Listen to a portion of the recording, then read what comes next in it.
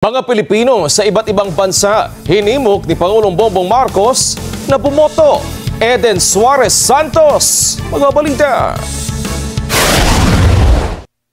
Nakaboto na ba kayo? Hinimok ni Pangulong Ferdinand Marcos Jr. na bumoto ang mga overseas Filipino workers na hindi pa nakakaboto sa 2025 midterm elections. Sa isang video message ay sinabi ng Pangulo na tuloy-tuloy pa ang overseas voting para sa Halalan 2025. Nakaboto na ba kayo? Tuloy-tuloy po ang overseas voting para sa Halalan 2025. Ito po ang inyong pagkakataon na makilahok sa kinabukasan ng ating bayan. Binigyang diin pa ng Pangulo na mas madali na ang pagboto kahit nasaan man sa mundo ang mga Pilipino.